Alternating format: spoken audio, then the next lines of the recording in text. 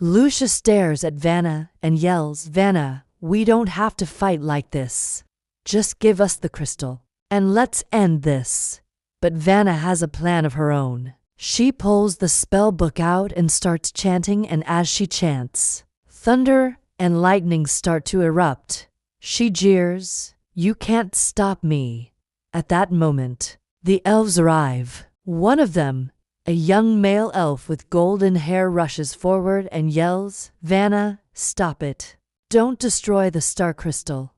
Vanna turns around to face him and yells, "No, you don't understand. The only way to summon the Dark Lord is to use the star crystal. It's our only hope." The young male elf argues, "But the star crystal is powerful magic. We don't know how to control it. I won't let you risk everything." Vanna snarls, "You would choose to let your friends die instead?" She turns back to the spell book and yells, "As long as I have the star crystal, the Elderwood will be safe." Meanwhile, Lucia, Faye, and Legolia stand on the other side of the clearing, watching and listening to Vanna. Lucia turns to Legolia and asks, "Do you think she's telling the truth?" Legolia shakes her head and replies, "No, there is too much evil in her heart. She wants to summon the Dark Lord, but she also wants to destroy our forest." She turns to Faye and asks, "Can you sense anything?" Faye closes her eyes and concentrates. She opens them and answers, "I sense power, but also sorrow and loneliness." She's hurting, but the darkness is strong inside of her. Lucia looks down at her hands. She knows what it's like to feel lonely and different. She reaches out her hand towards Vanna and whispers, "Come back to us, Vanna. There's still good left in you." Vanna laughs, a cruel, harsh sound. "Don't be naive. I'm beyond saving." She raises the spell book higher and yells, "I am the most powerful being in this forest. I am the queen of the vampires. Bow before me." The young male elf steps forward, ignoring the other elves holding him back. "You are not the lord of the forest. I am." He pulls an identical spell book from his bag and shouts, "By the ancient powers of the elves, I banish you." Vanna Moon whisper, "From the Elderwood." Lucia blocks Legolia's arrow with her bare hand. "We can't let him do this, Legolia. If he banishes Vanna, where will she go? What will become of her?" Legolia looks from Lucia to Vanna and back again. She chose this path herself. If we don't stop her, she could destroy the entire forest. She turns to Faye and asks, "Can you stop her magic with a water spell?" Faye hesitates. "It would take everything I have, and if it fails, Vanna will hate us forever." Lucia puts a hand on Faye's shoulder. "Then do it, Faye. Please save Vanna." Faye closes her eyes and raises her hands. A massive torrent of water erupts from the ground, surging towards Vanna. Meanwhile, Lucia turns to Legolia and says, "Now go to Vanna and take the crystal from her. Let's end this quickly." She turns to the female elf and calls out, "Hold off the others, Legolia. Give me a moment." Legolia runs into the torrent of water. "Vanna, I demand that you hand over the crystal and surrender peacefully." Vanna doesn't respond. She's concentrating on keeping the torrent away from her. Lucia watches as the torrent pushes Vanna towards a cliff.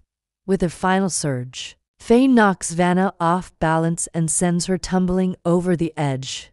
Lucia screams, "Lekia, catch her!" The vampire flies after her, reaching her just in time to catch her. She wraps her arms around Vanna's waist and holds her close. Her heart beats faster as she feels the warmth of the vampire's body against hers.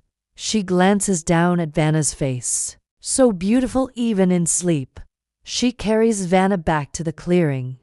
When they arrive, the elves surround them. The young male elf rushes forward, his face filled with concern. "Vanna, are you all right?" Lucia releases Vanna, stepping back.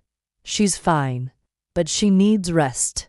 She looks at the others, her gaze intense. Let us take her back to the castle. We'll care for her. The young male elf hesitates, torn between his duty to his people and his love for Vanna. Seeing his struggle, Lucia steps closer, her voice soft. Please trust me. I won't hurt her. She reaches out a hand, letting him see the peaceful expression on Vanna's face. The young male elf nods slowly, placing his hand on Vanna's shoulder. Together, they carry her back to the vampire castle. Inside the castle, Lucia lays Vanna down on a bed. Faye and Legolas stand beside her, watching over her. As the night wears on, Vanna stirs and opens her eyes. She looks around, confused. Where am I? Lucia sits down beside her, smiling gently. Welcome to my castle, Vanna. I hope you're feeling better. Vanna sits up, her eyes wide. Why am I here? Lucia explains. You fainted while using your magic. We brought you here to rest. Vanna looks down at her hands. How did I get here? And why do I have the star crystal? Lucia answers. We found you unconscious near the Elderwood. As for the crystal, it seems to have chosen you. Vanna shakes her head, confused and frightened. Suddenly, the door bursts open, and the young male elf rushes in. Vanna, I need your help. The elves are in danger. The vampires are attacking. Vanna jumps up, her eyes flashing with determination. I'll go with you. She grabs her cloak and rushes to the door. Lucia reaches out a hand, stopping her. There's no need for that, Vanna. We already have everything under control. She turns to the young male elf, her voice hard. Tell your people that I will deal with the elder blood personally. She turns back to Vanna, her eyes softening. Stay here, Vanna. You're safe now. As soon as the door closes, Lucia turns to Faye and Legolia. It's time we took care of this once and for all. She steps out into the night, ready to face her destiny. In the distance, the sounds of battle rage. Lucia walks towards them, her face set in grim determination.